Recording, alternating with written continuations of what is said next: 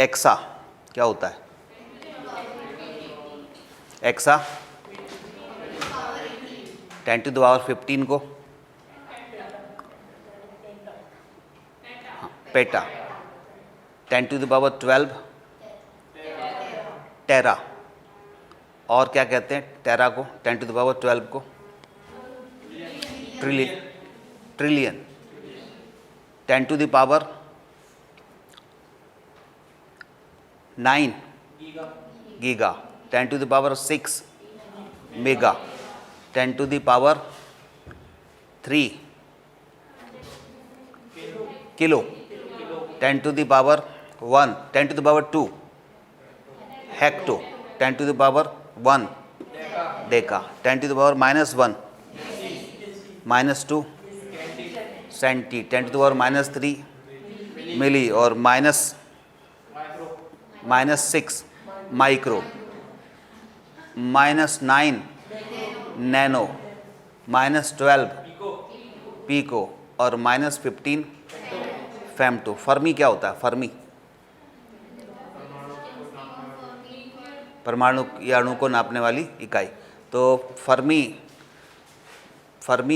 कितने मीटर होते हैं?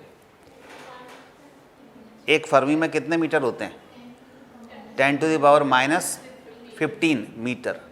फेम्टो होता है ना, 1 फर्मी इक्वल टू 1 फेम्टोमीटर। तो फेम्टोमीटर में 10 टू द पावर -15 होते हैं, और 10 टू द पावर -18 R2। ठीक है, तो ये होते हैं प्रीफिक्सेस। जो 10 की पावर होती है ना, उनको हम फिजिक्स में कुछ बोलते हैं, जैसे 10 टू द पावर 18 को एक्सा बोलते हैं, 15 को पेटा बोलते हैं, 12 को टेरा बोलते हैं, 9 को गीगा, 6 को मेगा, 3 को किलो, पावर में 2 हो तो हेक्टो, पावर में 1 हो तो डेका, -1 हो तो डेसी, -2 हो तो सेंटी, -3 हो तो मिली, -6 हो तो माइक्रो, -9 हो नैनो, 12 हो तो पीको, माइनस में -15 को फेम्टो बोलते हैं, और -18 को आटो बोलते हैं। ठीक है, तो यहाँ तक हम पढ़ चुके। तो फिर मैंने आपको ये कहा था कि 4 बेसिक फोर्स होते हैं, उनकी बात चल रही थी। तो अगर अपन बैक ईयर के पेपर देखें ना, तो बैक ईयर के पेपर्स में क्या होता है कि अपने को ये अंदाज़ा लगता है कि किस लेवल के क्वेश्चन उस सिलेबस से पूछे जाएंगे। वही के वही पूछ लिए जाएंगे ये गारंटी नहीं है, क्योंकि अगर मान लीजिए अगर दो लेटेस्ट क्वेश्चन उठाएं अपन 2016 से उठाएं, तो हर साइंस के या हर जो पेपर है उसमें साइंस के कितने क्वेश्चन होंगे, फिजिक्स के कितने होंगे? 5-6 क्वेश्चन होंगे ज़्यादा से ज़्यादा।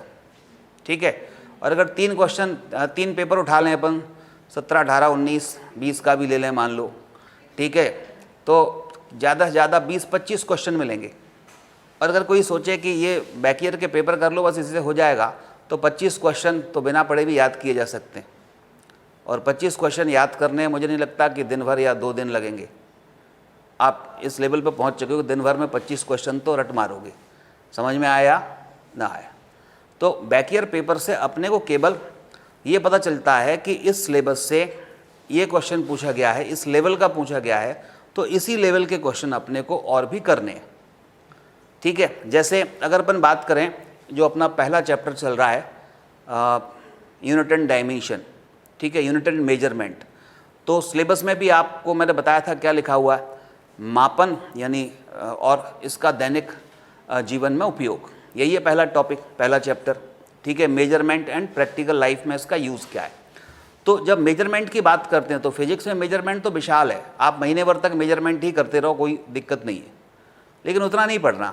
दैनिक जीवन में क्या उपयोग है, जैसे ये जो अपन ने देखा था, ये कहीं ना कहीं जो पावर्स हैं वो कहीं ना कहीं हमें पेपर में पढ़ते रहते हैं, या साइंस का कोई मैगजीन पढ़ते हैं तो वहाँ अपने को कुछ समझ में आता है। ये चीज़ें मिलती रहती हैं, जैसे माइक्रो है, नैनो है, ये शब्द अपने आम बोलचाल में मिलते रहते हैं। तो ठीक है, नैनो माइक्रो ये मिल रहे हैं, लेकिन इनके आसपास की जो पावर्स हैं उनको और क्या कहते हैं, और वो ज़्यादा नहीं होती, 5-7 पावर और हैं, तो उनको भी अपने को याद रखना चाहिए, क्योंकि क्वेश्चन कैसे भी बन सकता है। ठीक है, फिर ऐसे ही जब अपन बात करते हैं, पिछले टर्न पर मैंने कहा था कि मूल बल, फिजिक्स में मूल बल कितने हैं, मेन फोर्स कितने हैं, तो 4 फोर्स है पूरी फिजिक्स में। तो इन चारों फोर्सेस के बारे में एक फोर्स तो पूछ लिया गया है, बाकी 3 अभी बचे हैं, तो वो हो सकता है कि बाकी के 3 के बारे में भी वो एग्ज़ाम में पूछ ले। तो कौन कौन से बल बताए थे मैंने, कौन कौन से फोर्स बताए थे? एक तो यस ग्रेविटेशनल फोर्स, गुरुत्वाकर्षण बल कहते हैं, और दूसरा स्ट्रॉन्ग न्यूक्लियर फोर्स होता है, और एक होता है वीक न्यूक्लियर फोर्स, और एक होता है इलेक्ट्रोमैग्नेटिक फोर्स। तो ये छोटे छोटे क्वेश्चन बन सकते हैं दैनिक जीवन के, कि मान लीजिए एक वस्तु को दूसरी वस्तु पर फिसला रहे हैं, या कार चल रही है ब्रेक लगाते हैं अपन, और ब्रेक, या साइकिल चल रही है ब्रेक लगाते हैं, तो ब्रेक लगाते हैं तो फ्रिक्शन होता है, घर्षण होता है, उस घर्षण के कारण ही कार या ब्रेक काम करते हैं, वो रुकती है। ठीक है, घर्षण नहीं होता तो हम रुक नहीं पाते, या हम भी चल भी पाते हैं तो घर्षण के कारण ही चल पाते हैं। तो ये दैनिक जीवन का उपयोग है। फ्रिक्शन हमारे लिए बहुत उपयोगी है। इवन मैं लिख भी पा रहा हूँ तो फ्रिक्शन के कारण ही लिख पा रहा हूँ। अगर इस बोर्ड पर फ्रिक्शन नहीं होता या रफ नहीं होता तो अक्षर इस पर दिखते ही नहीं, लिख ही नहीं पाते।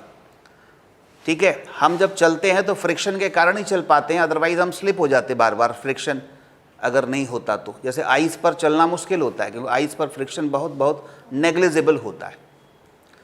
तो अब फ्रिक्शन कौन सा बल है ये पूछ सकते हैं। 3-4 उन्होंने दे दिए दैनिक जीवन के उदाहरण, जैसे फ्रिक्शन फोर्स दे दिया। ठीक है, एक रस्सी को खींच रहे हैं हम, तो ये पुलिंग फोर्स होता है। तो ये जो रस्सी को खींचने वाला, रस्सी में एक टेंशन प्रोड्यूस हो रहा है, तो ये तनाव बल है। तो ये कौन सा फोर्स है, ये 3-4 बल दे दिए। तनाव बल, फ्रिक्शन फोर्स यानी कि घर्षण बल, ठीक है, या इलेक्ट्रॉन चक्कर लगा रहा है नाभिक के चारों ओर, तो वो किस कारण से चक्कर लगा रहा है, इन सब में कौन सा बल, कौन सा फोर्स काम कर रहा है। तो फोर्स तो 4 ही हैं, तो इन चारों में से कौन सा होगा? Electromagnetic force. तो इन चारों में विद्युत चुंबकीय बल जो होगा, इलेक्ट्रोमैग्नेटिक फोर्स जो होगा, वो इसमें काम कर रहा है। तो ऐसे क्वेश्चंस बन सकते हैं। ठीक है, तो अपन एक एक करके समझ लेते हैं। ये लेंथ वगैरह भी बाद में समझाता हूँ मैं, पहले जो अपनी बात चल रही थी उन्हीं को देखते हैं अगर इसमें है तो, अदरवाइज लिखते हैं।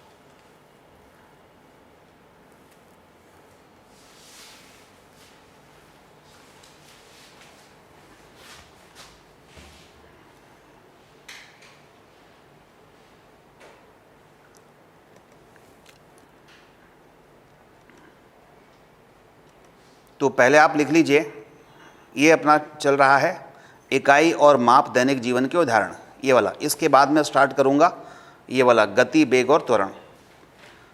तो चलिए पहले हम सबसे पहला एक हेडिंग लिख लें, गुरुत्वाकर्षण बल, ग्रेविटेशनल फोर्स। गुरुत्वाकर्षण बल या ग्रेविटेशनल फोर्स, गुरुत्वाकर्षण बल या ग्रेविटेशनल फोर्स।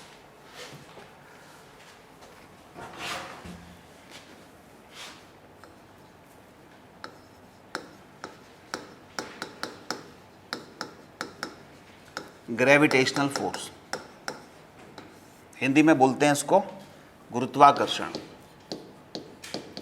गुरुत्वाकर्षण बल। ठीक है, इसके बारे में लिखने को आ सकता है। न्यूटन ने इसके बारे में डिस्कवर किया था, और उन्होंने कहा था, और मैंने आपको बताया भी था कब डिस्कवर किया था। एक्चुअली जैसे अपने यहाँ समय लॉकडाउन की स्थिति चल रही है ना, ऐसे ही 1676 के आसपास इंग्लैंड में भी एक बीमारी फैली थी, प्लेग, और उसके कारण लगभग 2 साल के लिए वहाँ पर पूरा लॉकडाउन लगा दिया, कंप्लीट लॉकडाउन। और कंप्लीट लॉकडाउन में सब जैसे सब पैक हो गए घरों पे। तो न्यूटन एक कॉलेज में प्रोफेसर थे, तो वो भी अपने घर पे आ गए, और वहाँ वैसी पॉपुलेशन कम है तो बड़े बड़े घर होते हैं, और फिर घर के आसपास बड़े बड़े गार्डन होते हैं। तो वो जो है 2 साल के लिए बिल्कुल अपने घर और वहीं पर रहे, और 2 साल में जितनी डिस्कवरीज कर सकते थे, ज़्यादा से ज़्यादा डिस्कवरीज उन्हीं 2 साल की हैं। और उनमें ये सबसे महत्वपूर्ण है, जो कि मोस्ट फेमस है, कि वो अपने घर के सामने एक एप्पल के पेड़ के नीचे बैठे थे और एक सेब गिरा, तो उसके कारण उन्होंने सोचा कि ये मेरे ठीक सिर के ऊपर ही क्यों गिरा, ऊपर क्यों नहीं चला गया। तो इससे उन्होंने गुरुत्वाकर्षण का सिद्धांत की खोज की। फिर डिफरेंशियल कैलकुलस एक बहुत इंपॉर्टेंट मैथमेटिक्स का पार्ट है, वो भी उन्होंने उसी समय किया। एक प्रिज्म का एक्सपेरिमेंट होता है जो 7 रंगों में विभक्त हो जाता है, उसको भी उसी समय किया। तो खैर अपन सबसे पहले ग्रेविटेशनल फोर्स की बात करते हैं। तो उन्होंने कहा कि पूरे यूनिवर्स में कोई भी ऐसे ऑब्जेक्ट जिनका मास होता है, पूरे ब्रह्मांड में कोई भी वस्तु जिनका द्रव्यमान होता है वो एक दूसरे को एक बल से आकर्षित करते ही हैं। ठीक है, ये m1 m2 दो मास हो गए, द्रव्यमान को हम m1 m2 से डिनोट करते हैं, मास को m1 m2 से डिनोट करते हैं, और इनके बीच में सपोज डिस्टेंस है r, दूरी है r। तो न्यूटन कहते हैं कि कोई भी दो वस्तुएं जिनके द्रव्यमान हैं और उनके बीच में कुछ दूरी है तो वो एक दूसरे को एक बल से आकर्षित करेंगे, और उस आकर्षण बल की वैल्यू कितनी होगी इसके लिए एक बड़ा फेमस फार्मूला बताते हैं वो। और वो कहते हैं कि ये जो बल होगा, आकर्षी बल होगा, ये अट्रैक्टिव नेचर का फोर्स होगा। तो मैं इसको ऐसे बनाऊंगा, यानी ये इसको अट्रैक्ट कर रहा है, ये इसको अट्रैक्ट कर रहा है। तो ये फोर्स जो है वो कहते हैं डायरेक्टली प्रोपोर्शनल होता है इन दोनों के प्रोडक्ट के, द्रव्यमानों के मल्टीप्लिकेशन के। मतलब दोनों का मास का मल्टीप्लाई कर दो, जितना मल्टीप्लिकेशन ज़्यादा आएगा उतना ही फोर्स स्ट्रांग होगा, मल्टीप्लिकेशन दोनों का कम आएगा तो वीक फोर्स होगा। ठीक है, और वो कहते हैं अगर डिस्टेंस जो है ना, डिस्टेंस बढ़ा दो आप तो फोर्स कम हो जाएगा, और डिस्टेंस पास पास कर दो तो ये फोर्स बढ़ जाएगा। तो जब ऐसा उल्टा हो कि डिस्टेंस बढ़ाने पर फोर्स कम हो और डिस्टेंस कम करने पर फोर्स बढ़े तो उसको इन्वर्सली प्रोपोर्शनल कहते हैं। और इन्वर्सली प्रोपोर्शनल में भी ये आर स्क्वायर होता है, इन्वर्स स्क्वायर लॉ को फॉलो करता है, इन्वर्स स्क्वायर लॉ। ठीक है, और ये प्रैक्टिकल ऑब्जर्वेशन पर बेस्ड है। आप कहें कहाँ से आया, उन्होंने बार बार करके देखा, उन्होंने बार बार ऐसा करके देखा कि दो अलग अलग वस्तुएं ले ली लैब में अपने रूम के अंदर, फिर उनमें फोर्स को देखा कितना है, फिर डिस्टेंस बढ़ा करके देखा, कम करके देखा, तो ये सारे प्रयोग करके उन्होंने देखा तो इतना मिला उनको। अब वो कहते हैं कि अगर ये डायरेक्टली प्रोपोर्शनल हटाते हैं, तो ये मैथमेटिक्स का सिंपल रूल है कि अगर ये डायरेक्टली प्रोपोर्शनल हटाते हो तो एक बराबर आता है, ये सिंबल आता है, और एक कांस्टेंट आता है। कांस्टेंट की वैल्यू बहुत टफ तरीके से निकलती है, बहुत अलग तरीके से निकलती है। तो एक और साइंटिस्ट थे कैवेंडिश, उन्होंने इस कांस्टेंट की वैल्यू यहाँ पर निकाली थी और उस कांस्टेंट को नाम दिया गया कैपिटल जी। तो F equal to capital G m1 into m2 by कितना हो गया आर स्क्वायर। इसकी वैल्यू कितनी होती है, किसी को पता है कैपिटल जी की वैल्यू? बोलो। 9.8 मीटर पर सेकंड स्क्वायर होती है स्मॉल जी, वो होता है एक्सीलरेशन ड्यू टू ग्रेविटी। मतलब उसके बारे में भी अभी हम बात करेंगे कि जैसे कोई बॉडी है, हम छोड़ दें उसको तो अर्थ उसको नीचे पुल करती है तो वो नीचे की तरफ आएगी, तो उसकी स्पीड बढ़ती जाती है। ठीक है, जैसे एक मान लो टावर है, बहुत बड़ा कुतुब मीनार है, उसके ऊपर खड़े हो गए पर एक छोटा सा सिक्का छोड़ दिया और नीचे कोई पर्सन खड़ा हुआ है, उसके सिर पे जाके गिरा तो चोट ज़्यादा लगेगी। और एक पर्सन है, उसी के ऊपर 1 फुट से वही सिक्का छोड़ दिया तो उसको शायद इतनी चोट ना लगे। दोनों केस में सिक्का सेम है, पर्सन भी सेम है, चोट ज़्यादा लग रही है। क्यों? आपने हाइट बढ़ा दी। तो हाइट बढ़ाने से हो क्या गया? हाइट बढ़ाने से क्या हो गया बताओ? उसके टकराने की स्पीड बढ़ गई। यानी जब छोड़ रहे थे तो छोड़ते समय दोनों ही का स्पीड 0 थी। कुतुब मीनार से छोड़ा या जो है उससे के सर से 1 फीट हाइट से छोड़ा, दोनों समय छोड़ते समय स्पीड 0 थी। लेकिन जैसे ही छोड़ा तो अर्थ का काम है उनको पुल करना, और पुल करना मतलब उसको एक्सेलरेट कराना, एक्सेलरेट कराना मतलब उसकी स्पीड में इंक्रीमेंट करना। तो अर्थ का काम ये होता है कि अगर किसी बॉडी को छोड़ देते हैं ना तो हर सेकंड वो अप्रॉक्स 9.8 मीटर पर सेकंड का इंक्रीमेंट देती है। कितना देती है? 9.8 मीटर पर सेकंड का इंक्रीमेंट देती है अर्थ स्पीड में। तो 9.8 लगभग कितने हो गए? 10 हो गए कि नहीं हो गए? 10 हो गए कि नहीं हो गए? अब अगर एक ऑब्जेक्ट को छोड़ रहा हूँ तो 1 सेकंड बाद बताओ उसकी स्पीड क्या हो जाएगी? 9.8 मतलब लगभग 10, अगर मोटे तौर पे कहें तो लगभग 10। 2 सेकंड बाद कितनी हो जाएगी? फिर 10 बढ़ गए 20, 3 सेकंड बाद फिर 10 बढ़ गए 30। तो अगर मान लीजिए हम उसको 100 फीट की हाइट से गिरा रहे हैं तो उसकी स्पीड कितनी होने वाली है ना? नहीं, फीट में वो 100 सेकंड बाद हो जाएगी 1000। अगर नीचे आने पर 100 सेकंड लग रहे हैं तो 1000 हो जाएगी। 1000 मीटर पर सेकंड तो बहुत बहुत ज़्यादा स्पीड होती है, रॉकेट भी नहीं चलता है ना, वो बहुत ज़्यादा हो जाती है। ठीक है, 1 सेकंड में 1000 किलोमीटर चला जाए, समझ लो यहाँ से लगा के कन्याकुमारी तक 1 सेकंड में चला जाए, 1000 किलोमीटर यही लगभग होंगे, है ना। तो वो स्पीड तो बहुत ज़्यादा हो जाती है। फिर भी कहने का मतलब ये है कि अर्थ हर सेकंड पर कितना इंक्रीमेंट करती है, 9.8 मीटर पर सेकंड का इंक्रीमेंट करती है। तो वो जी होता है, और ये कैपिटल जी होता है, इसको बोलते हैं यूनिवर्सल ग्रेविटेशनल कांस्टेंट, सार्वत्रिक नियतांक, गुरुत्वाकर्षण का सार्वत्रिक नियतांक, यूनिवर्सल ग्रेविटेशनल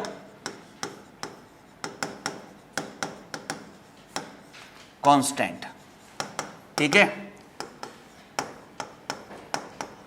गुरुत्वाकर्षण सार्वत्रिक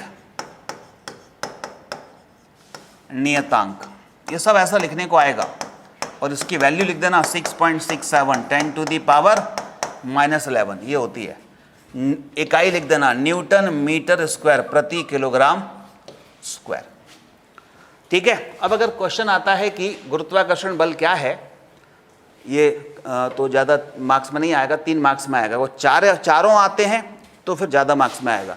वो कहता है प्रकृति के मूल बल क्या है, सभी को थोड़ा थोड़ा समझाओ। ये अगर आता है तो चारों लिखने पड़ेंगे, उनके उदाहरण भी देने पड़ेंगे और उनके कुछ गुण भी देने पड़ेंगे। तो फिर वो शब्दों की संख्या होती है, उस आधार पर सारे लिखेंगे। एक एक अगर आता है तो 3 नंबर का ही आएगा। तो गुरुत्वाकर्षण बल, और आप थोड़ी शब्दों में लिख लें, मैं आपको लिखवा देता हूँ। 6.67 10 टू द पावर -11, ये इसकी वैल्यू है, न्यूटन मीटर स्क्वायर पर केजी स्क्वायर। ये कभी चेंज नहीं होती, इसलिए यूनिवर्सल है। ठीक है ना, ये कभी भी बदलेगी नहीं, परिवर्तित नहीं होती। जी की वैल्यू बदल जाती है। तो थोड़ा शब्दों में लिख लो, पहले इंग्लिश में लिख लो। According to this law, according to this law,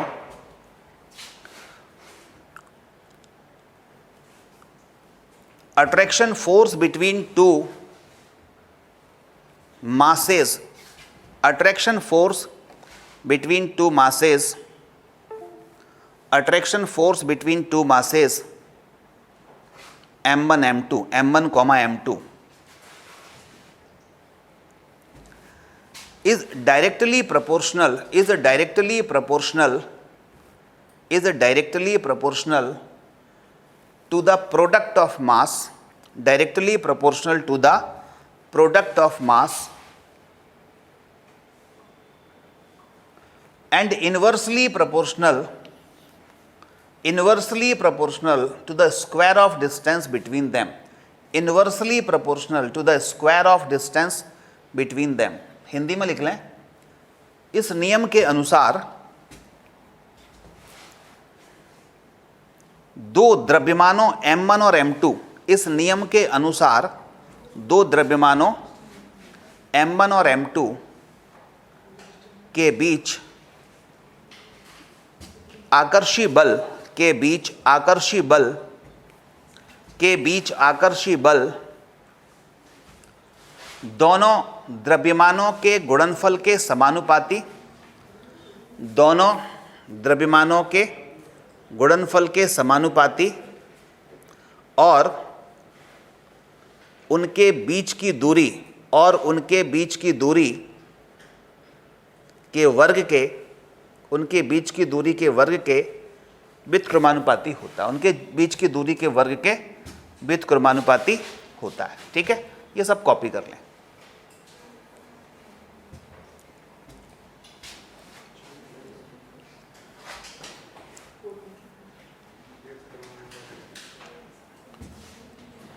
ठीक है, ये सब कॉपी कर लिया, आगे बढ़ें।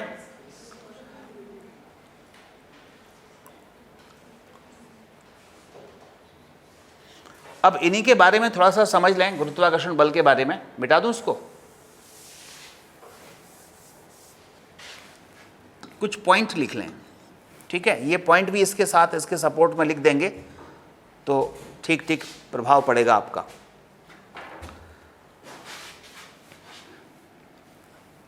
एक तो ये लॉन्ग रेंज फोर्स है, लॉन्ग रेंज, अधिक परास का बल है। क्या मतलब है इसका? यस, हाँ, आकाशीय पिंडों के बीच में भी लगता है, मतलब यहाँ से स्टार वगैरह हैं उनके बीच में भी लगता है, और बहुत छोटी छोटी दूरियों में भी लगता है। जैसे न्यूक्लियस के अंदर अगर प्रोटॉन और न्यूट्रॉन की बात करें तो उनके मध्य भी ये गुरुत्वाकर्षण बल लगता है, लेकिन वो बहुत बहुत नगण्य होता है, नेग्लिजिबल होता है, क्योंकि वहाँ डोमिनेंट कौन होता है? Nuclear force. समझ आ गई बात? तो कम से कम दूरियाँ और अधिकतम दूरियों पे भी लगता है, इसलिए इसको बोलते हैं लॉन्ग रेंज फोर्स। एक एनसीईआरटी में बड़ा अच्छा क्वेश्चन दिया है कि अगर आप ऐसे हाथ भी हिलाते हैं तो पूरे यूनिवर्स को डिस्टर्ब कर देते हैं। कैसे? पूरे यूनिवर्स को हिला देते हैं ऐसे हाथ हिलाने में। क्योंकि अभी मान लो मैं यहाँ खड़ा हुआ हूँ वैसे ही, तो मेरे हाथ से किसी स्टार की और बहुत सारे प्लैनेट्स है पूरे यूनिवर्स में, उन सब की कोई फिक्स डिस्टेंस है। मैंने इधर ऐसे हाथ किया तो मान लो 2 फीट हाथ आगे आ गया, तो किसी प्लैनेट से 2 फीट की डिस्टेंस कम हो गई होगी और पीछे किसी प्लैनेट से 2 फीट की बढ़ गई होगी, ठीक है ना? तो इसका मतलब ये हो गया कि न्यूटन ये कहते हैं कि 2 ऑब्जेक्ट के बीच में अगर डिस्टेंस कम हो जाए तो फोर्स बढ़ जाता है, और डिस्टेंस बढ़ जाए तो फोर्स कम हो जाता है।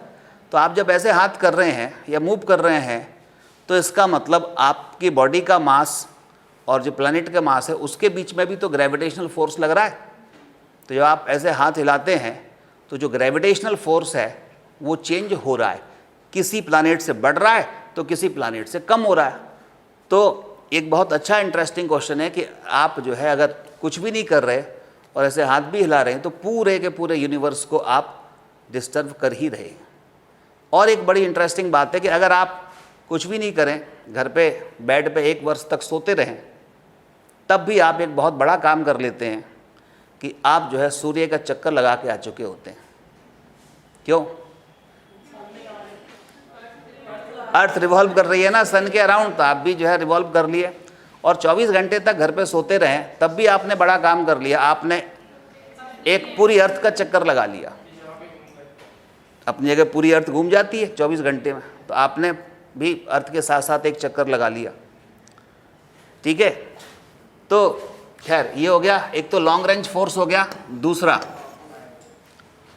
ये जो गुरुत्वाकर्षण बल है ये नॉन कॉन्टैक्ट फोर्स है। नॉन कॉन्टैक्ट का मतलब क्या होता है? असंपर्की बल। असंपर्की बल मतलब कि गुरुत्वाकर्षण बल, ग्रेविटेशनल फोर्स लगाने के लिए 2 ऑब्जेक्ट का टच होना जरूरी नहीं है। अर्थ किसी ऑब्जेक्ट पर फोर्स लगाए गुरुत्वाकर्षण बल, तो अर्थ उसको टच करना, अर्थ का उसको टच करना जरूरी नहीं है। इसको मैंने छोड़ दिया तो ये नीचे गिर जाएगी अर्थ के गुरुत्वाकर्षण के कारण। तो ऐसा थोड़ी था अर्थ से एक हाथ निकला, उसको पकड़ के नीचे खींच लिया, नहीं होता ना। अर्थ मून पर भी फोर्स लगा रही है तो उसको टच करना जरूरी नहीं है। प्लैनेट्स सभी एक दूसरे पर फोर्स लगा रहे हैं तो उस टच करना जरूरी नहीं है। मतलब ये नॉन कॉन्टैक्ट फोर्स है, असंपर्की बल है। एक बॉडी को जब किसी कुतुब मीनार से, किसी टावर से छोड़ दिया तो बीच रास्ते में भी उस पर फोर्स लग रहा है। वो कौन सा? अर्थ का ग्रेविटेशनल फोर्स तो लग ही रहा है, ठीक है? इनविजिबल, हाँ कह सकते हैं। एक्चुअली फोर्स जो होते हैं वो वैसे भी इनविजिबल ही होते हैं, कहाँ देख पाते हैं अपन, है ना? फोर्स को फील कर पाते हैं, देख नहीं पाते। देख पाते तो बड़ी समस्या आ जाती। तीसरा, ये जो है न्यूटन के तीसरे नियम को फॉलो करता है। Follow Newton's third law. Newton के तीसरे नियम का पालन करता है। देखो बड़े ट्रिकी क्वेश्चन आते हैं एग्जाम में। जैसे मैंने जब पहली क्लास में आपको बताया था, फर्स्ट क्लास जब ली थी, तो एक क्वेश्चन आया था कि एक कुली है, वो सिर के ऊपर 30 किलो का बोझा लिए चल रहा है। 2016 या 17 क्वेश्चन है, ठीक है? और वो प्लेटफॉर्म पर घूम रहा है, तो बताइए वर्क कितना था? तो उसका आंसर 0 था। ऐसे ही अब इससे हमें हिंट मिली कि एग्जामिनर कैसे क्वेश्चन पूछना चाहता है, थोड़े से ट्रिकी क्वेश्चन, है ना? सीधे सीधे नहीं पूछना चाहता। उसका आंसर आप सबने गलत बताया था, क्योंकि सबके दिमाग में पहले से कुछ और अवधारणा थी। तो कहने का मतलब आपको क्वेश्चंस बैक ईयर्स के देख के पता चलता है कि किस तरह के क्वेश्चंस एग्जामिनर पूछता है, तो हाँ लैंग्वेज से पता चल जाता है। अब ऐसे यहाँ पर देखो न्यूटन के थर्ड लॉ। अब मैं कहता हूँ, मान लो एक ट्रिकी क्वेश्चन है कि मेरे पास एक 10 kg का ब्लॉक है और यहाँ पर एक 5 kg का ब्लॉक है, ठीक है। दोनों के बीच में डिस्टेंस 100 मीटर है। 10 kg का ब्लॉक 5 kg पर कुछ फोर्स अप्लाई कर रहा है और वो फोर्स है F1 या F मान लो, चलो F1 की वैल्यू F के बराबर है, F फोर्स अप्लाई कर रहा है। तो जो 5 न्यूटन का है वो 5 किलोग्राम का है, वो 10 किलोग्राम पर कितना फोर्स लगाएगा? Tricky question. वही जो वैसा क्वेश्चन हो गया कि एक कुली 30 kg का वेट लेकर के इधर उधर मूव कर रहा है तो वर्क कितना हुआ। तो इसमें हाँ वहाँ जीरो था, यहाँ जीरो नहीं होगा कि 10 kg का 5 kg पर बल लगा रहा है F, फोर्स लगा रहा है F, तो 5 kg का 10 kg पर कितना लगाएगा बताओ? बोलो बोलो अभिषेक, साइंस बैकग्राउंड से हो क्या? नहीं अब काफ़ी समय हो गया। सही है वो तो साइंस ऐसा ही है। फिजिक्स खासतौर से मैथमेटिक्स और फिजिक्स में ये है कि आप 2 साल नहीं पढ़ो तो ऊपर से निकल जाती है, 12 साल से नहीं पढ़े। नहीं। और बताओ जिन्होंने अभी पढ़ा हो, अभी BE करके आए हों या 12th करके आए हों, उनको पता होगा।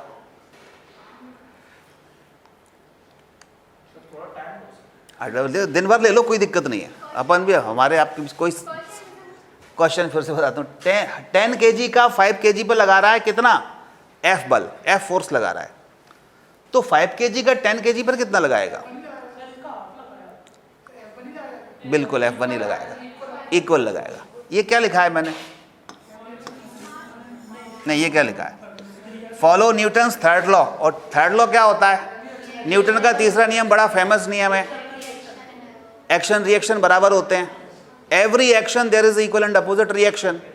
प्रत्येक क्रिया के विपरीत प्रतिक्रिया होती है, ये न्यूटन का तीसरा नियम है। तो अगर 10 kg का 5 kg पर एक फोर्स लगा रहा है F, अच्छा उस फोर्स की डायरेक्शन इधर होगी या इधर होगी? राइट साइड या लेफ्ट साइड? लेफ्ट साइड, क्योंकि अट्रैक्टिव नेचर का होता है। अट्रैक्टिव नेचर यानी पुलिंग फोर्स और रिपल्सिव नेचर यानी धक्का देने वाला। तो ये तो होगा नहीं। तो यानी कि ये जो है 10 kg का 5 kg को F फोर्स से इधर पुल कर रहा है, तो ये 5 kg मानेगा क्या?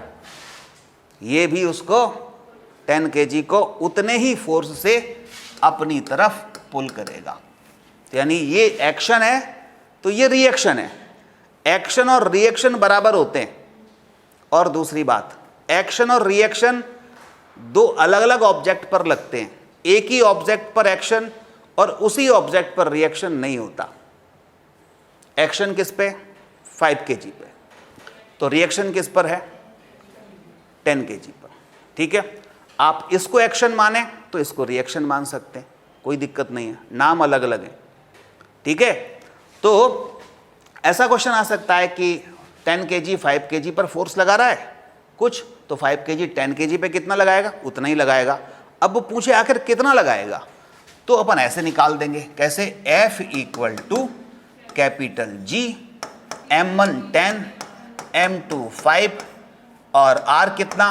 100 की पावर 2। बस छोड़ देना इतने। ठीक है, या आप चाहें G की वैल्यू भी लिख देना। G की वैल्यू क्या? 6.67 10 to the power -11। 6.67 10 to the power -11, 50 divide by 100 का स्क्वायर 10 टू द पावर 4 हो गया, और 4 चला गया ऊपर तो माइनस के 4 हो गया, 11 4 15 हो गए। ठीक है, तो ऐसे अपन कर सकते हैं।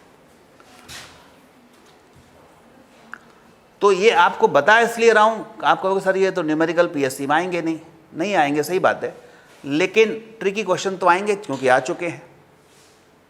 ठीक है, वो कैलकुलेशन नहीं करवाएंगे कि बड़ी बड़ी कैलकुलेशन है उनका आप जो है कैलकुलेट करो, तो वो तो कैलकुलेटर से कोई भी कर देगा, वो थोड़ी ना आपसे एक्सपेक्ट कर रहे हैं कि आप पीएससी के एग्ज़ाम में लंबी चौड़ी कैलकुलेशन करें, वो तो आपका दिमाग परखना चाह रहे हैं कि ये कितने अच्छे तरीके से सोच सकता है।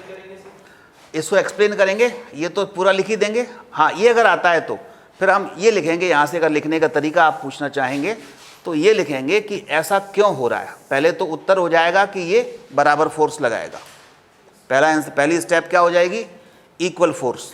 ठीक है, अब फिर ये बताना पड़ेगा कैसे। तो कैसे के लिए ये रहा third point, because gravitation law follows Newton's third law. और न्यूटन्स थर्ड लॉ क्या होता है वो भी लिख देंगे।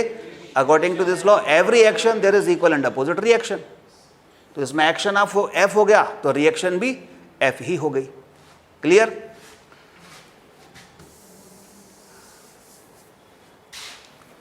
फोर्थ है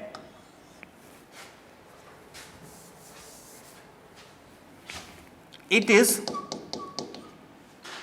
to body interaction force. Two body interaction force मतलब यह दुई वस्तु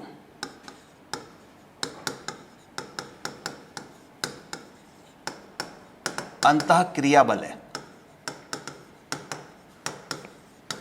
टू बॉडी इंटरेक्शन का मतलब होता है, जैसे मैं कहता हूं, अब फिर से एक ट्रिकी क्वेश्चन बनाता हूं।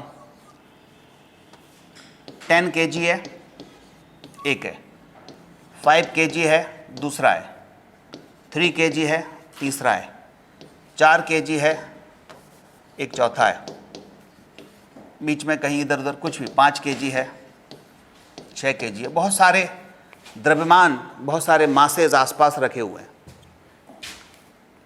10 kg ने 6 kg पर फोर्स लगाया F। ठीक है, तो 6 भी 10 पर F लगाएगा, ये तो पक्की बात है। ये तब लगाया जब 5, 5, 4, 3 ये नहीं रखे थे, इसके आसपास केवल ये दोनों ही थे। ठीक है, तो 10 kg और 6 kg के बीच में फोर्स है F। अब अगर इसके आसपास कुछ और मासेस भी रख दें तो क्या इन दोनों के बीच में जो नया फोर्स होगा वो बदल जाएगा या वही रहेगा? वही रहेगा, क्योंकि it is two body interaction force. दो लोग आपस में बात कर रहे हैं तो उनको आपस में उन दोनों से ही मतलब है, आपस में एक दूसरे से ही मतलब है, बाकी बैठे हों या ना बैठे हों, ऐसा इस टाइप का कुछ फोर्स होता है। बाकी लगाएंगे तो वो इस पर लगाएंगे। मैं बात कर रहा हूं इन दोनों के बीच में, ये इस पर लगा रहा है, ठीक है, इन दोनों का अलग होगा, ये इस पर लगा रहा है, इन दोनों का अलग होगा, इन दोनों का अलग होगा, इन दोनों का अलग होगा। लेकिन इन दोनों का तो पहले F था तो अभी भी F रहेगा। हाँ, अगर वो पूछता है कि 6 kg पर इकट्ठा बल कितना हो गया, नेट फोर्स 6 kg पर कितना है, तो फिर एक तो ये F लगा रहा है, फिर ये भी लगा रहा है, ये भी लगा रहा है, ये भी लगा रहा है, ये भी लगा रहा है, तो फिर वो घट बढ़ जाएगा। ठीक है ना? लेकिन इन दोनों के बीच में अभी भी F ही है। तो टू बॉडी इंटरेक्शन फोर्स का मतलब क्या होता है? Force between two bodies does not depend on presence और absent of other bodies. Two body interaction force कौन से फोर्स होते हैं? कि वो ऐसे फोर्स होते हैं कि जो अन्य वस्तु की उपस्थिति या अनुपस्थिति पर निर्भर नहीं करते। तो इसको एक लाइन लिख लो कि that is this force does not depend on presence or absence of other bodies, यह बल अन्य वस्तुओं के उपस्थिति या अनुपस्थिति पर निर्भर नहीं करता। अन्य बलों की उपस्थिति या अनुपस्थिति पर, अन्य वस्तुओं की उपस्थिति या अनुपस्थिति पर निर्भर नहीं करता। और एक लास्ट पांचवा है कि ये सबसे दुर्बल बल है। जो 4 मैंने मूल बल बताए थे उन चारों में सबसे कमजोर यही है। ठीक है, तो this is weakest force in nature. यह प्रकृति में सबसे कमजोर बल है। It is weakest force in nature. यह प्रकृति में सबसे दुर्बल बल है। ठीक है, क्लियर हो गया। तो गुरुत्वाकर्षण का काम खत्म हो गया। अब हम आते हैं दूसरा बल, और वो लेंगे विद्युत चुंबकीय बल। ठीक है, क्रम कोई भी रखें, कोई प्रॉब्लम नहीं है। दूसरा है विद्युत चुंबकीय बल। अच्छी बात यह है कि हिंदी वाले अंग्रेजी सीख लो, अंग्रेजी वाले हिंदी सीख लो, क्योंकि आपको दोनों ही क्षेत्रों में काम करना है। हिंदी तो बोल लेते हो ना।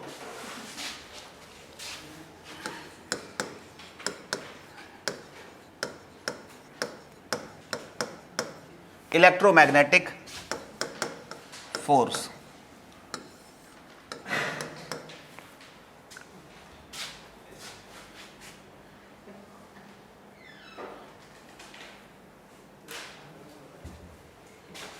मैथमेटिक्स में एक शब्द होता है एकैकी आच्छादक। एकैकी आच्छादक मैथमेटिक्स जब पढ़ाते हैं, पीएससी में आएगा, अगर मैपिंग पढ़ाएंगे तो वो, तो हिंदी में उसको लिखो एकैकी आच्छादक, अंग्रेजी में जरा सा है ऑन टू। तो हिंदी वालों को भी फिर इंग्लिश में ही सिखा, उसको कहते हैं आदर, ये ठीक है, इतनी अंग्रेजी तो आ जाएगी। हिंदी वाले भी पर उसको एकैकी आच्छादक नहीं लिखते। तो एक्चुअली ये शब्द जो है बाद में साइंस के हिसाब से बनाए गए, तो पता नहीं किसी ने इतने कठिन बना दिए कि वो टीचर को भी समझने में दिक्कत आती कि ये बोल क्या रहा है। तो बना के चला गया वो, तो अब उसमें सुधार कर नहीं रहे। तो इलेक्ट्रोमैग्नेटिक फोर्स, विद्युत चुंबकीय बल, इसमें क्या होता है कि बिल्कुल ऐसा ही है जैसा कि अपन ने अभी गुरुत्वाकर्षण बल समझा ना, सेम है। बस अंतर क्या है कि चूंकि यहाँ इलेक्ट्रिसिटी की बात कर रहे हैं, तो इसको बताया था कूलाम ने, कूलाम्स लॉ भी बोलते हैं इसको, कूलाम्स लॉ भी बोलते हैं, और ये लगभग 1800 सेंचुरी के आसपास की बात है। तो कूलाम्स ने ये बताया कि दो चार्ज हैं Q1 और Q2, जैसे दो मास थे ना, वैसे ही यहाँ क्या हो गए, दो चार्ज हो गए। जैसे इलेक्ट्रॉन प्रोटॉन हो सकते हैं, ड्यूट्रॉन हो सकता है, अल्फा पार्टिकल हो सकता है, ये पार्टिकल होते हैं। इनके बीच में डिस्टेंस कितनी r है। तो कूलाम के ये कहते हैं कि ये दोनों चार्ज एक दूसरे को अट्रैक्ट भी कर सकते हैं और रिपेल भी कर सकते हैं। ग्रेविटेशनल लॉ केवल अट्रैक्टिव नेचर का होता है, कभी रिपेल्शन नेचर का नहीं होता, लेकिन ये अट्रैक्टिव नेचर का भी होता है और रिपल्सिव नेचर का भी होता है। अट्रैक्टिव का तब होगा जब एक पॉजिटिव होगा चार्ज और एक नेगेटिव होगा, और रिपल्सिव का होगा जब दोनों सेम नेचर के होंगे, दोनों पॉजिटिव हो या दोनों नेगेटिव हो। ठीक है, तो फोर्स की बात करते हैं, ये इलेक्ट्रोस्टैटिक फोर्स है, इसको एफ ही लिख लेते हैं। तो ये डायरेक्टली प्रोपोर्शनल, वैसे ही जैसे वहाँ पर अपना m1 m2 था, तो यहाँ q1 q2, और इन्वर्सली प्रोपोर्शनल क्या हो जाता है, r²। फिर यहाँ पर डायरेक्टली प्रोपोर्शनल हटाते हैं तो इक्वल आता है, और एक कांस्टेंट आता है। यहाँ कांस्टेंट जो आता है वो स्मॉल k लिख लेते हैं। ठीक है, कूलाम कांस्टेंट इसको बोलते हैं, और ये होता है Q1 Q2 बाई r²। जैसे k को क्या बोलेंगे, कूलाम्स कांस्टेंट, और इसकी वैल्यू होती है 9 × 10⁹ न्यूटन मीटर स्क्वायर पर कूलाम स्क्वायर। तो जैसे उसकी थी 6.67 10⁻⁻11, इसकी 9 × 10⁹ न्यूटन मीटर स्क्वायर पर कूलाम स्क्वायर। आप अगर केवल कूलाम कांस्टेंट लिख देंगे तब भी इसमें मार्क्स मिल जाएंगे अगर ये आएगा तो। दूसरा और थोड़ा सा एडवांस देखें, हालांकि ज़रूरत नहीं है, k की वैल्यू एक और तरीके से भी लिखी जाती है 1/4πε0 या ε0, ये भी लिख सकते हैं, और इस पूरे की वैल्यू ये होती है। ठीक है, आप चाहें तो यहाँ तक लिख सकते हैं। हाँ, ये नहीं, k का मतलब है कूलाम्स कांस्टेंट, और ये c का मतलब है कूलाम। किसका, F मतलब electro force, electromagnetic force, E मतलब electromagnetic force, electro epsilon not, ये इसकी वैल्यू अगर चाहोगे तो मैं आपको बता देता हूँ 8.854 10⁻⁻12 और यूनिट इसकी अपोजिट होती है किलोग्राम कूलाम स्क्वायर पर न्यूटन मीटर स्क्वायर। और इसकी वैल्यू यहाँ रख के पाई की वैल्यू 3.14 सभी जानते हैं, ये रख करके ये निकल के आती है 9 × 10⁹ न्यूटन पर मीटर, न्यूटन पर किलोग्राम स्क्वायर। आपको सलाह दूंगा इतनी याद कर सकते हैं, ये एक एक्स्ट्रा नॉलेज है। तो थोड़ी 2 लाइन लिख लो यहाँ पर। According to this law, according to this law, attraction or repulsive force, attraction or repulsive force between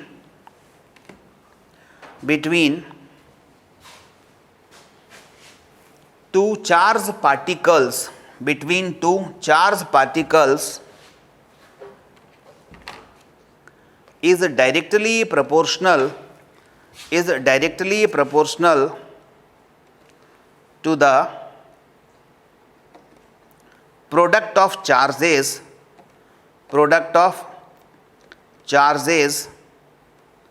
and inversely proportional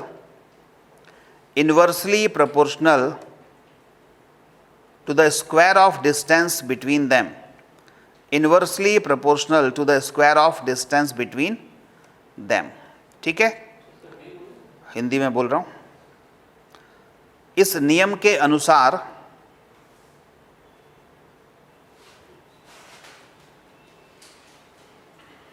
दो आवेशों के मध्य लगने वाला आकर्षी या प्रतिकर्षी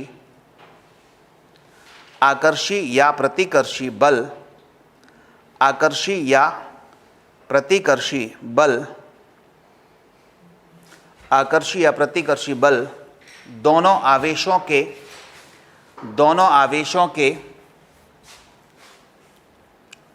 गुणनफल के समानुपाती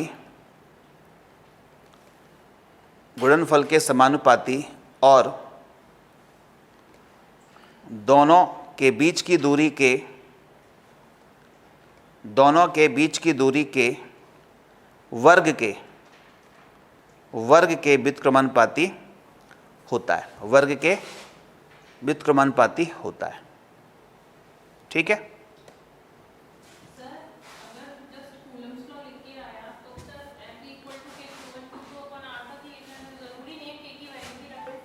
नहीं कूलाम्स लॉ में फिर यहाँ तक आएगा, हाँ पूरा लिखना पड़ेगा। कूलाम्स लॉ लिख के आएगा तो फिर अपने को उसका फार्मूला भी लिखना पड़ेगा, के की वैल्यू रख करके यहाँ तक छोड़ देना बस। हाँ देखो, डिपेंड करेगा कि जैसे उसने कह दिया प्रकृति के मूल बल बताओ, तो अपने पास केवल इतना लिखा है, नाम पूछ रहा है वो प्रकृति के मूल बल कितने हैं, तो हम क्या करेंगे, 4 मूल बल हैं उनको लिख देंगे कि एक हमारे पास गुरुत्वाकर्षण बल है, दूसरा हमारे पास क्या है स्ट्रॉन्ग न्यूक्लियर है, तीसरा वीक न्यूक्लियर है, चौथा हमारे पास इलेक्ट्रोमैग्नेटिक। ये हो गया अपना कम मार्क का क्वेश्चन। अगर वो मान लो मैक्सिमम मार्क्स का क्वेश्चन देता है और तो फिर वो कहेगा प्रकृति में 4 मूल बल जो हैं उनके बारे में विस्तार से समझाओ, तो फिर हमें चारों लिखने पड़ेंगे और चारों की बात जो अभी कर रहा हूँ मैं, जितना लिखवा रहा हूँ वो पूरा लिखना पड़ेगा। फिर कभी कभी चारों नहीं पूछेगा, वो अकेला एक पूछ सकता है कि वो कह देगा विद्युत चुंबकीय बल को समझाइए, तो स्टेटमेंट लिख के यहाँ तक लिख देना। वो कह सकता है न्यूक्लियर फोर्स के बारे में समझाइए। अब जो मुझे जो लग रही है संभावना वो न्यूक्लियर फोर्स की लग रही है। न्यूक्लियर फोर्स आप अच्छी तरह पढ़ लेना, क्योंकि आजकल हम मॉडर्न एरा में रह रहे हैं, है ना, और आधुनिक युग में ये तो सब जानते ही हैं गुरुत्वाकर्षण बल वगैरह। तो वो आपसे एक्सपेक्ट करेगा कि इनको न्यूक्लियर फिजिक्स के बारे में थोड़ी सी पता है कि नहीं है। और न्यूक्लियर फिजिक्स बहुत ज़्यादा नहीं पढ़नी, वही जो है कि न्यूक्लियर फोर्सेस के बारे में पता है कि नहीं है, कि कहाँ किसके बीच में लगते हैं।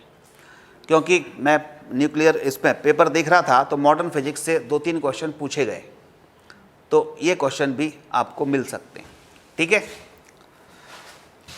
चलो तो एक हम लास्ट, इसमें सेकंड लास्ट है, कौन सा है, न्यूक्लियर फोर्स। तो अब अगला लिखें स्ट्रॉन्ग। अच्छा, इसकी प्रॉपर्टीज लिख लें थोड़ी सी, ये प्रॉपर्टीज रह गई हैं। चलो प्रॉपर्टीज और लिख लेते हैं, कुछ पॉइंट्स लिख लें। नंबर 1, ये भी लॉन्ग रेंज का होता है, यानी ये भी अधिक परास का है। दूसरा, ये भी क्या है, नॉन कांटेक्ट है, नॉन कांटेक्ट है। और ये भी क्या है, असंपर्की है। तीसरा, ये भी न्यूटन्स थर्ड लॉ को फॉलो करता है। ठीक है, न्यूटन के तीसरे नियम का ये पालन करता है। चौथा, और क्या बताया था, टू बॉडी इंटरेक्शन, तो ये भी सब कुछ वही है, टू बॉडी इंटरएक्शन। फोर्स है, द्वि वस्तु अंतःक्रिया है, इन अंतःक्रिया बल है। लेकिन अंतर क्या है फिर, डिफरेंस क्या है दोनों में? वो ओनली अट्रैक्शन था और ये अट्रैक्शन और रिपल्सिव दोनों है। वो वीक था, ये उससे थोड़ा स्ट्रांग है। ठीक है, अगर आपसे पूछे कितना स्ट्रांग है, बहुत स्ट्रांग है, थोड़े की जगह बहुत स्ट्रांग है। अगर ग्रेविटेशनल फोर्स को मैं 1 मान लूं, तो जो इलेक्ट्रो मैग्नेटिक फोर्स है वो इसके 10 टू दी पावर 36 टाइम्स होता है, इतना स्ट्रांग है। यानी 1 के बाद कितनी जीरो लिखो, 36। 1 के बाद 5 जीरो लिखते हैं तो 1 लाख होता है, 6 जीरो लिख दो 10 लाख, 7 जीरो 1 करोड़, कितनी 36 जीरो लिखना, इतने गुना होता है। 2 गुना, 3 गुना, 5 गुना नहीं, 1 लाख गुना नहीं, 1 करोड़ गुना नहीं, 1 के बाद 36 जीरो लिखो, इतने गुना, इतना स्ट्रांग है। ठीक है, अरे यार लिख नहीं पा रहे। एक अगर हम ग्रेविटेशनल फोर्स को एक अब लिखा दूंगा, अभी चारों लिखाऊंगा ना, तो चारों के वो लिखा दूंगा इकट्ठे कि कौन किसके से कितना बड़ा स्ट्रांग है। ठीक है, 5वां बोलो जरा, और क्या डिफरेंस है? वो होता था ओनली अट्रैक्टिव और ये अट्रैक्टिव और रिपल्सिव दोनों नेचर का। ये अपने हिसाब से लिख लो, यह आकर्षी और प्रतिकर्षी दोनों होता है, यह आकर्षी और प्रतिकर्षी दोनों होता है। पॉजिटिव में क्या होता है? Repulsive, plus minus attraction, minus minus repulsion. ठीक है, हालांकि फिजिक्स में आगे आएगा कि माइनस माइनस हो या प्लस प्लस हो, ये भी कभी कभी अट्रैक्ट करते हैं, लेकिन आपको पढ़ने की ज़रूरत नहीं है, वो इंडक्शन इफेक्ट होता है। ठीक है, खैर, तो ये 5 इनकी प्रॉपर्टीज हो गई। अब अपन आ जाएं अगला जो है, और वो है न्यूक्लियर फोर्स। तो स्ट्रॉन्ग, चलो इसको मैं इससे बता देता हूँ, आपको समझने में आसानी होगी।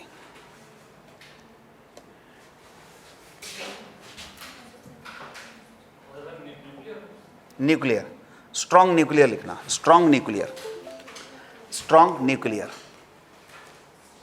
Strong nuclear. Strong nuclear force क्या है? Strong nuclear forces between proton and neutron inside the nucleus. Proton neutron जब वो कहाँ होते हैं? न्यूक्लियस के अंदर होते हैं। ऐसा नहीं कि एक प्रोटॉन कहीं है एक न्यूट्रॉन कहीं है, उनके बीच में नहीं। प्रोटॉन न्यूट्रॉन जब वो न्यूक्लियस के अंदर होंगे तब उनके बीच में जो फोर्स होता है उसको बोलते हैं क्या?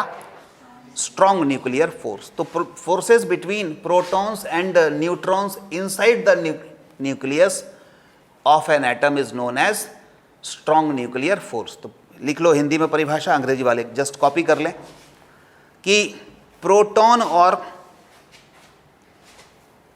न्यूट्रॉन के बीच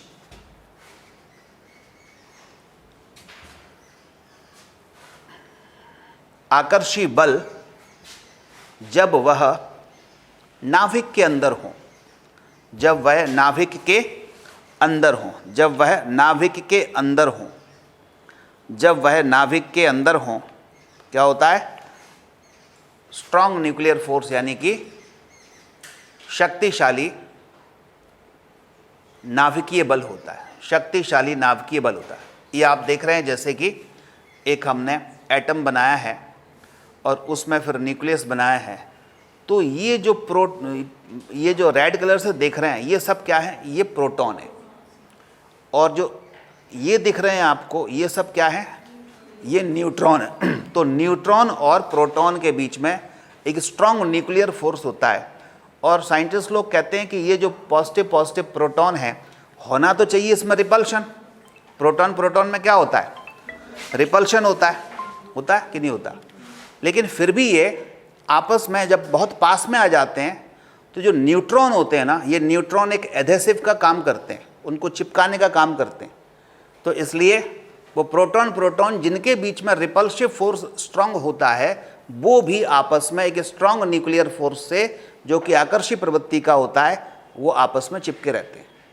उसको कहते हैं क्या? Nuclear force. ठीक है, तो ये कुछ हैं, जैसे मान लीजिए इसमें 2 प्रोटॉन हैं, आप ये 3 प्रोटॉन दिख रहे हैं और कुछ प्रोटॉन दिख रहे हैं और कुछ यहाँ पर न्यूट्रॉन दिख रहे हैं। तो प्रोटॉन न्यूट्रॉन के बीच में आकर्षी है, प्रोटॉन के बीच में भी आकर्षी बल है। अब आप क्वेश्चंस पूछता हूँ आपसे। एक न्यूक्लियस है, ठीक है, एक मान लो न्यूक्लियस है,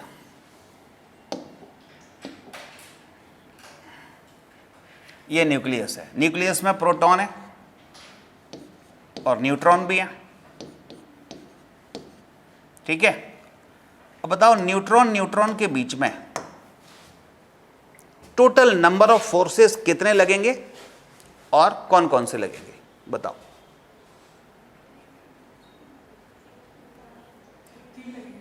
3 लगेंगे। कौन कौन से? इलेक्ट्रोमैग्नेटिक लगेगा ही, क्योंकि लगेगा क्या इलेक्ट्रोमैग्नेटिक? क्यों? चार्ज की वजह से। तो न्यूट्रॉन पे तो कोई चार्ज होता ही नहीं है, न्यूट्रॉन तो न्यूट्रल होता है। तो एटम के अंदर तो वो तो न्यूक्लियर फोर्स लगेगा ना। देखो, जो इलेक्ट्रोमैग्नेटिक फोर्स है, क्या बताया था, उन पे लगता है जो चार्ज बॉडी होती हैं। चार्ज नहीं है तो इलेक्ट्रोमैग्नेटिक नहीं लगेगा। ये न्यूट्रॉन पर 2 फोर्स लगेंगे। एक ग्रेविटेशनल फोर्स, क्योंकि न्यूट्रॉन का कुछ तो मास होगा, और वो होता है कितना? 1.67 10⁻27 kg। ये होता है न्यूट्रॉन का मास। इसका भी वही होगा। तो मास है तो क्या होगा? ग्रेविटेशनल फोर्स लगेगा। और न्यूक्लियस के अंदर हैं तो न्यूक्लियर फोर्स लगेगा, स्ट्रॉन्ग न्यूक्लियर 2 ही लगेंगे। प्रोटॉन के बीच बताओ, अब 3 लगेंगे, है ना, क्योंकि प्रोटॉन पर चार्ज भी है। तो चार्ज है तो इलेक्ट्रोमैग्नेटिक फोर्स भी आ गया, तो ग्रेविटेशन तो लगेगा ही, मास है। और न्यूक्लियस के अंदर है तो न्यूक्लियर फोर्स लगेगा। अच्छा, प्रोटॉन न्यूट्रॉन 2 लगेंगे। न्यूक्लियर फोर्स इसलिए लगेगा क्योंकि ये इनको बोलते हैं न्यूक्लियॉन। न्यूक्लियॉन जो है अंदर है, न्यूक्लियस के अंदर के पार्टिकल को बोलते हैं न्यूक्लियॉन। तो न्यूक्लियॉन है तो न्यूक्लियर फोर्स तो लगेगा, वो कैसे भी हो। एक प्रोटॉन एक न्यूट्रॉन है, उनका मास होगा तो ग्रेविटेशनल फोर्स भी आ गया। लेकिन इलेक्ट्रोमैग्नेटिक के लिए दोनों ही चार्ज होना जरूरी है। इसमें एक चार्ज है तो वो तो लगेगा नहीं, एक ही चार्ज है तो इलेक्ट्रोमैग्नेटिक नहीं लगेगा। तो हम ये कह सकते हैं, लिख लो यहां पर, न्यूक्लियस के अंदर, इनसाइड न्यूक्लियस के अंदर, इनसाइड न्यूक्लियस, न्यूट्रॉन में कितने बल? नंबर 1 ग्रेविटेशनल फोर्स, नंबर 2 बोलो, नंबर 2 कौन? Nuclear, strong nuclear force SNF। बस N और P के बीच में gravitational force, number 2 strong nuclear force. P और P के बीच में बोलो gravitational force, strong nuclear force, और तीसरा इलेक्ट्रोमैग्नेटिक फोर्स। तीनों लगेंगे, ठीक है। इलेक्ट्रॉन न्यूक्लियस के चारों तरफ रिवॉल्व कर रहा है। इलेक्ट्रॉन न्यूक्लियस के चारों तरफ क्या कर रहा है? चक्कर लगा रहा है। तो इलेक्ट्रॉन और न्यूक्लियस के बीच में कौन सा फोर्स लगेगा? इलेक्ट्रॉन और नाभिक, इलेक्ट्रॉन और नाभिक के बीच में कौन सा फोर्स लगेगा?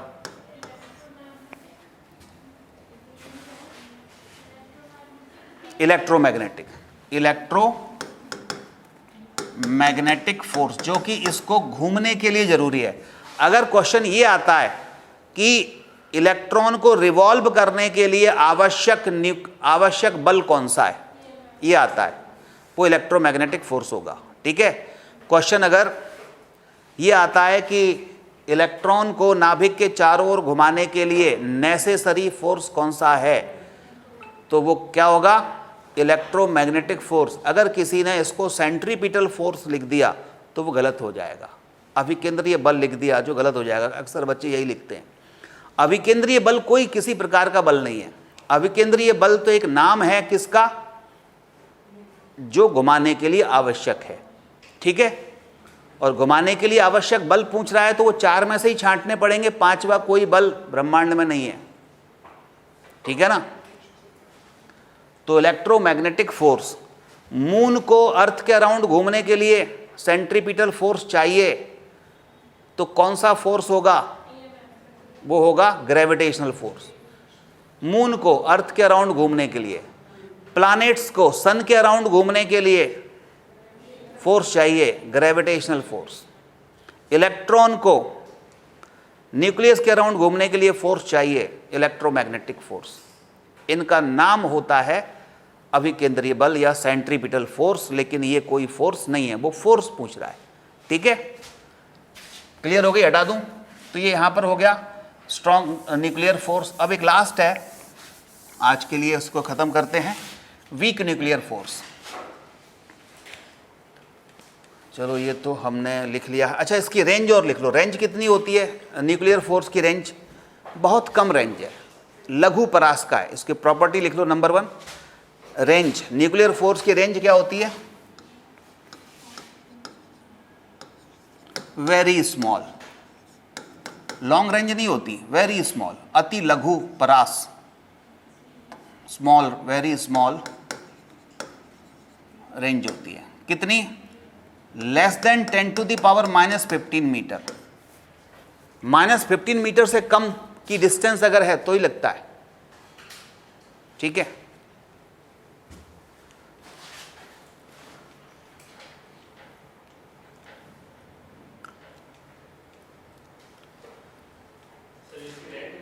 ये रेंज है। रेंज है कितनी स्ट्रॉन्ग न्यूक्लियर फोर्स की? 10⁻⁻15 मीटर, ये इसकी परास है।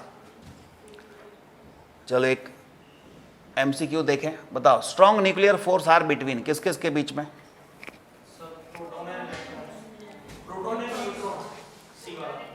Proton and neutron. ये तो इलेक्ट्रोमैग्नेटिक वेव लगे, वो फोर्स लगेगा। इलेक्ट्रॉन न्यूट्रॉन लगेगा नहीं, क्योंकि ये तो अलग ही कहानी हो जाएगी। प्रोटॉन न्यूट्रॉन ठीक है, ठीक है, सी सही है। Which of the following is not a property of strong nuclear force? It is strongest of all the forces. It is charge independent. It has range of 1 Fermi meter. It obeys inverse square law. ये नहीं है, ये तो तीनों है ना। ये सबसे शक्तिशाली बल है, strongest of all 3, all 4। Charge independent होता है क्योंकि न्यूट्रॉन न्यूट्रॉन के बीच में भी लगता है। न्यूक्लियस के अंदर न्यूट्रॉन न्यूट्रॉन हो तो उसके बीच में भी लगता है। एक फर्मी की रेंज होती है, फर्मी मतलब 10 टू द पावर -15, तो वही बताइए, एक फर्मी इसकी रेंज होती है। ये इनवर्स स्क्वायर लॉ को फॉलो नहीं करता, ठीक है, इसलिए ये गलत है। हाँ ये लिख लो, तो ये थोड़ा सा आपको आ जाएगा समझ में, ये लिख लो, हिंदी में लिखा दूँ, ऐसा लिख लो, फिर इसमें वो स्टेटमेंट बना के लिख लो कि प्रॉपर्टीज़ में लिख लो, number 1, it is strongest of all the forces, यह सभी बलों में सबसे शक्तिशाली है, यह आवेश से स्वतंत्र होता है, आवेश पर निर्भर नहीं करता, it has a range of 1 fermimeter, 1 femtometer, not fermi, it is a range of 1 femtometer, यह इसकी परास 1 फेम्टोमीटर होती है, इसकी नहीं, आवेश पर निर्भर नहीं होता।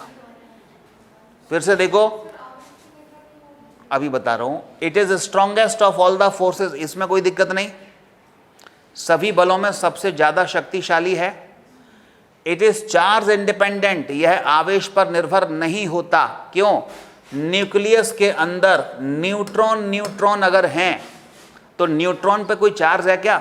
नहीं है, फिर भी इनके बीच में न्यूक्लियर फोर्स लगता है, स्ट्रॉन्ग न्यूक्लियर फोर्स लगता है, मतलब ये चार्ज पे डिपेंड नहीं करता, चार्ज हो अच्छी बात है, ना हो कोई दिक्कत नहीं है, तो चार्ज से इंडिपेंडेंट होता है, मतलब न्यूक्लियर फोर्स इसलिए नहीं लगता कि चार्ज है, इसलिए लगता है कि वो न्यूक्लियस के अंदर है। It has a range of 1 फेम्टोमीटर, FM मतलब फेम्टोमीटर, और फेम्टो का मतलब होता है 10 टू द पावर -15, तो ये less than 10 to the power -15 metre के ऑर्डर का होता है। It obeys inverse square law, ये गलत है, तो यहाँ लिखना it does not obey inverse square law, ये व्युत्क्रम वर्ग के नियम का पालन नहीं करता। हाँ लिख लो, यह व्युत्क्रम वर्ग के नियम का पालन नहीं करता, it does not obeys inverse square law. देखो इसके पहले वाले जो 3 नियम थे ना, वो इनवर्स स्क्वायर लॉ को फॉलो कर रहे थे, आप देख पा रहे थे, पहले वाले जो 2 नियम थे, जैसे F inversely proportional R square था, ये ग्रेविटेशनल में भी था और यही आपका कूलम्ब्स लॉ में भी था, लेकिन इसमें ये ऐसा नहीं होता, इसमें F inversely proportional R square नहीं होता, इसकी जो पावर है वो बहुत ज़्यादा होती है। अब आ जाओ लास्ट इसका, और वो है वीक न्यूक्लियर फोर्स। लिखो दुर्बल नाभिकीय बल, वीक न्यूक्लियर फोर्स, दुर्बल नाभिकीय बल, वीक न्यूक्लियर फोर्स, दुर्बल नाभिकीय बल, दुर्बल नाभिकीय बल।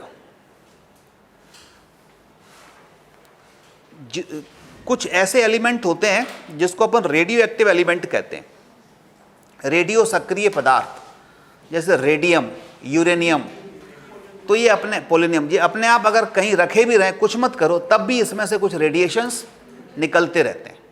तो ये जो रेडिएशंस निकलते हैं ये एक्चुअली न्यूक्लियस से निकलते हैं, उसके अंदर जिस पदार्थ के ये बने होते हैं, जिस न्यूक्लियस से ये बने होते हैं, उन न्यूक्लियस से ये रेडिएशंस निकलते हैं, इनको रेडियो एक्टिव डिके कहते हैं, रेडियो सक्रिय क्षय कहते हैं। यानी ये रेडियो एक्टिवली डिके होते रहते हैं, कुछ पदार्थ, कुछ पार्टिकल्स इसके अंदर से, कुछ रेडिएशंस इसके अंदर से निकलते रहते हैं। तो जब रेडिएशंस निकलते हैं तो कुछ पार्टिकल भी निकलते हैं, और उन न्यूक्लियस से कुछ पार्टिकल्स निकलते हैं, उन पार्टिकल्स के बीच में लगने वाला जो फोर्स है वो कौन सा होता है? Weak nuclear force. समझ आ गई बात? तो अब लिख लेते हैं,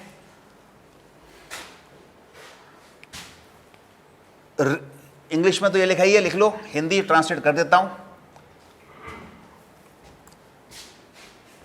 किसी रेडियो सक्रिय पदार्थ, किसी रेडियो सक्रिय पदार्थ, किसी रेडियो सक्रिय पदार्थ में रेडियो सक्रियता के दौरान, रेडियो सक्रियता या रेडियो क्षय, रेडियो क्षय, रेडियो क्षय के दौरान, रेडियो क्षय के दौरान, क्षय छा छतरी वाला नहीं है, क्षय, रेडियो सक्रियता, यहाँ रेडियो क्षय के दौरान, रेडियो सक्रियता क्षय लिख सकते हैं, रेडियो सक्रियता क्षय, रेडियो एक्टिव डिके, रेडियो सक्रियता क्षय के दौरान निकलने वाले मूल कणों, निकलने वाले मूल कणों, एलिमेंट्री पार्टिकल, निकलने वाले मूल कणों के बीच लगने वाला बल, के बीच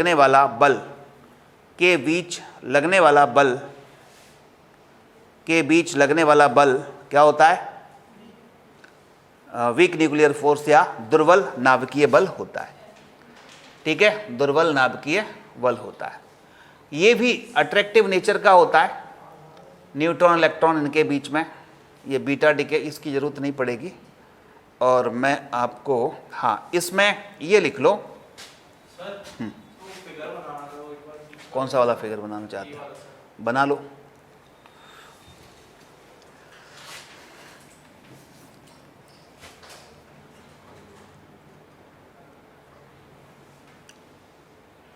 ये रेडियो एक्टिव एटम है, इसमें से क्षय हुआ, तो क्षय हुआ तो एक तो एनर्जी निकली और कुछ पार्टिकल भी निकले। तो पार्टिकल के बीच में जो फोर्स लगता है वो होता है वीक न्यूक्लियर फोर्स। ठीक है, इस न्यूक्लियस से एनर्जी भी निकलेगी, एनर्जी रेडिएशंस निकलेंगे और कुछ पार्टिकल भी निकलेंगे, पार्टिकल भी निकलते हैं, कुछ कण भी निकलते हैं। उन कणों के बीच में जो बल है वो होता है वीक न्यूक्लियर फोर्स।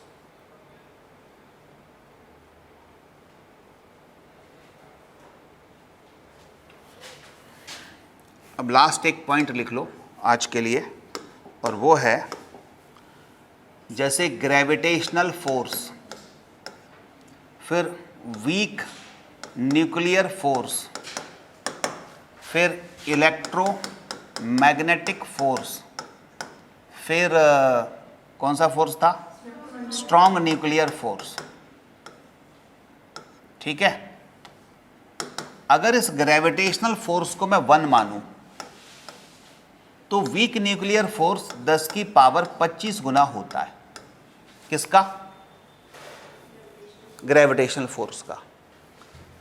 और जो ये जो इलेक्ट्रोमैग्नेटिक फोर्स है वो 10 टू द पावर, अभी बताया था, 36 टाइम्स होता है। और जो स्ट्रॉन्ग न्यूक्लियर फोर्स है वो सबसे शक्तिशाली होता है, 10 टू द पावर 38 टाइम्स होता है। तो अगर कोई पूछे कि इलेक्ट्रोमैग्नेटिक फोर्स का कितने गुना होता है स्ट्रॉन्ग न्यूक्लियर फोर्स, क्या बताओगे आप? Strong nuclear force electromagnetic force का कितने गुना होता है? बताओ, कितने टाइम्स होता है? क्या बताओगे?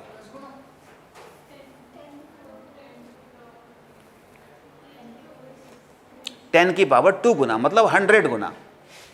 ये 10 टू द पावर 36 कौन है? Electromagnetic force. और न्यूक्लियर कितना है? 10 टू द पावर 38। तो कितने का डिफरेंस है पावर में? 2 का ही डिफरेंस है, 36 2 38। तो 10 टू द पावर 2 टाइम्स, यानी 100 टाइम्स, 100 गुना शक्तिशाली होता है। 100 गुना, 100 times stronger. Weak nuclear force gravitational force का कितना शक्तिशाली है? 10 टू द पावर 25 गुना, ऐसे। ठीक है, तो ये कुछ आपको ऑर्डर याद रख लेना चाहिए। तो यहाँ प्रकृति के जो मूल बल हैं वो खत्म हो गए, और यहाँ अब अगले टर्न पर हम लंबाई, द्रव्यमान और समय, इनके मापन स्टार्ट करेंगे। लंबाई के मापन, समय का मापन और द्रव्यमान का थोड़ा मापन। और एक टर्न का, अगले टर्न का और है, इसके बाद ये यूनिट पूरी फिनिश। फिर अपनी स्टार्ट करेंगे हम सेकंड यूनिट, या कहें सेकंड पार्ट इसका, और सेकंड पार्ट में आएगा वेग, स्पीड, वेलोसिटी। ठीक है।